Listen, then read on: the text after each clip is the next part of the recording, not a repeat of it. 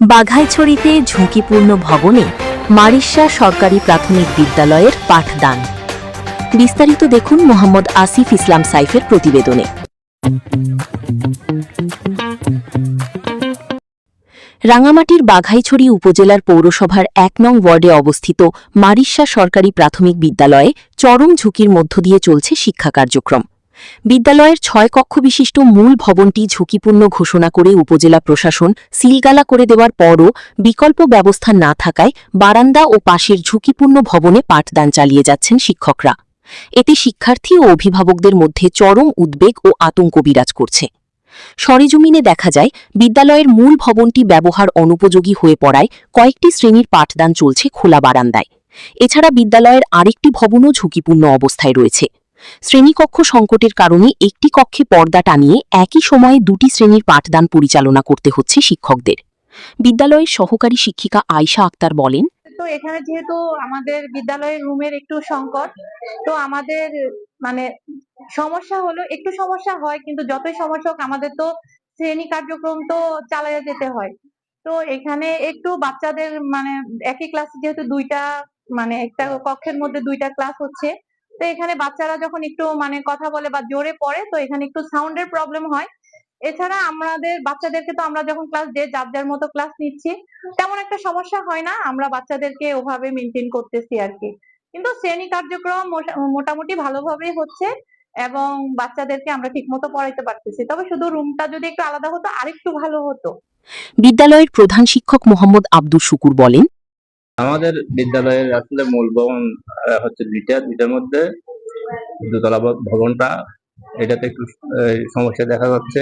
এটা জরাজীর্ণ হয়ে পড়ছে। এটা আমাদের শ্রদ্ধেয় ইউনো স্যার এবং শিক্ষা অফিসার স্যার এসেছেন, দেখেছেন এবং দেখে ওনারা এটার উপরে প্রতিবেদন পাঠিয়েছেন। আমাদের সাথে ছিল ইঞ্জিনিয়ার সাহেবও এটার প্রতিবেদন দিয়েছেন যে ঝুঁকিপূর্ণ হিসাবে। এই হিসাবে এটার তথ্যাবলী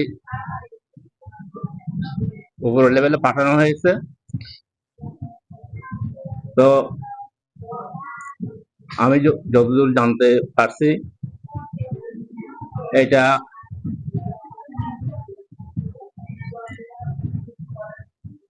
আমাদের শিক্ষা অফিসের মাধ্যমে ভবনের জন্য চাহিদা প্রেরণ করা হয়েছে। এটা আমি জানতে পেরেছি। আমাদের শিক্ষা অফিস থেকে এটা জানানো হয়েছে। আর সামনে যে আঙ্গিনাটা রয়েছে, ছোট্ট একটা আঙ্গিনা আছে, এখানে দুইটা কক্ষ করে দেবেন বলে আমাদেরকে জানানো হয়েছে। এটা হয়তো কয়েকদিনের মধ্যে কাজ শুরু হয়ে যেতে পারে। তো আমাদের আর অন্য কোনো সমস্যা নাই। এই ভবনটা ঝুঁকিপূর্ণ ভবনটা পুনর্নির্মাণ হলে আমাদের সমস্যার সমাধান হয়ে যাবে বলে মনে করি। বিদ্যালয়ের শিক্ষার্থীরা জানায়, আমাদের এভাবে ক্লাস করতে অনেক সমস্যা হয়। আমাদের একটা রুমের মধ্যে দুইটা ক্লাস করতে অনেক কষ্ট হয়। বারান্দায় ক্লাস করতে আমাদের বৃষ্টির সময় আমাদের পড়াশোনা করতে অনেক কষ্ট হয়। বৃষ্টি আসলে আমাদেরকে অফিস রুমে ক্লাস করায়। বিদ্যালয়ের ম্যানেজিং কমিটির সভাপতি হাজী নিজামুদ্দিন বাবু বলেন, সরকারি প্রাথমিক বিদ্যালয়ের বর্তমানে ক্লাসের যেই ভবনটি একটু ইঞ্জিনিয়ারিং সেকশনের বক্তব্যের মাধ্যমে এটা ঝুঁকিপূর্ণ হওয়ায় ওইখানে ক্লাস নেওয়া যাচ্ছে না, যার কারণে বাইরে শুধু একটা রুমের মধ্যে ক্লাস হয় এবং বাকি যে বারান্দা আছে বারান্দাতে আরেকটা ক্লাস পর্দা দিয়ে করা হয়। তো এইখানে বর্তমানে লেখাপড়া বিঘ্ন করতেছে এবং বর্তমানে সামনে বর্ষাকাল আসতেছে, বর্ষাতে বারান্দাতে ক্লাস করা কিছুতেই সম্ভব হবে না। তো আমি সংশ্লিষ্ট প্রশাসনের কাছে অনুরোধ করব, ওনারা যাতে অতি দ্রুত মারিশা সরকারি প্রাথমিক বিদ্যালয়ের ভবনটি পুনর্নির্মাণ করার জন্য উদ্যোগ নেন। এদিকে অভিভাবকরা বলছেন, প্রতিদিন আতঙ্কের মধ্যেই সন্তানদের বিদ্যালয়ে পাঠাতে হচ্ছে। তাদের আশঙ্কা যে কোনো সময় বড় ধরনের দুর্ঘটনা ঘটতে পারে। দ্রুত নতুন ভবন নির্মাণ সহ কার্যকর পদক্ষেপ গ্রহণের দাবি জানিয়েছেন স্থানীয় সচেতন মহল। এ বিষয়ে উপজেলা শিক্ষা অফিসার সঞ্চয়ন চাকমা বলেন, আমার উপজেলায় মারিশা সরকারি প্রাথমিক বিদ্যালয়, এটি হচ্ছে পৌরসভার মধ্যে একটি অন্যতম বিদ্যালয়। তো এই বিদ্যালয়টি দোতলার অংশ এই একটু ডেবে যায়। তো সেটা প্রধান শিক্ষক আমাকে জানানোর পরে আমি ইউনো স্যারকে জানিয়েছি। তো আমরা ইউনো স্যার সহ এবং এলজিডি ইঞ্জিনিয়ার মহোদয় সহ আমরা সরজমিনে গিয়ে বিদ্যালয়টিতে পৌঁছেছি। তো ইউনো মহোদয় তখন বিদ্যালয়টি ভবনটি দেখার পরে প্রাথমিক অবস্থায় ওখানে ক্লাস না করার জন্য পরামর্শ দিয়েছেন। তো যার পরিপ্রেক্ষিতে ওখানে ক্লাস আপাতত করানো হচ্ছে না। তো এর প্রেক্ষিতে হচ্ছে আমি আমার রাঙামাটি পার্বত্য জেলার জেলা প্রাথমিক শিক্ষা অফিসার স্যারকে জানিয়েছি বিষয়টা। তো স্যার মৌখিকভাবে এটা আমাকে নির্দেশনা দিয়েছেন যে বিদ্যালয় ভবনে ওখানে ক্লাস করা যাবে নাকি যাবে না, এটা ইঞ্জিনিয়ার মহোদয়ের কাছে চিঠি লেখার জন্য।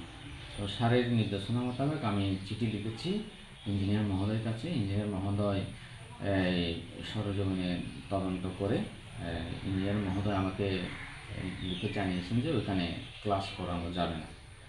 তো এই মতো অবস্থায় ডিপিও স্যার আমাকে আরও যেহেতু ক্লিয়ার ওখানে ক্লাস করা যাবে না এটা নিশ্চিত হওয়া গেছে, ডিপিও স্যারের পরামর্শ মোতাবেক আমি কী করেছি ওই ইঞ্জিনিয়ার মহোদয়কে ওখানে যে একটা খালি জায়গা আছে এডুকেশন ইমার্জেন্সি যে একটা ফান্ড আছে ওই ফান্ডের থেকে আপাতত অস্থায়ীভাবে একটা 2 কক্ষ হোক 3 কক্ষ হোক একটা ঘর নির্মাণের জন্য আমি এস্টিমেটের জন্য আবার ইঞ্জিনিয়ার মহোদয়কে চিঠি লিখেছি।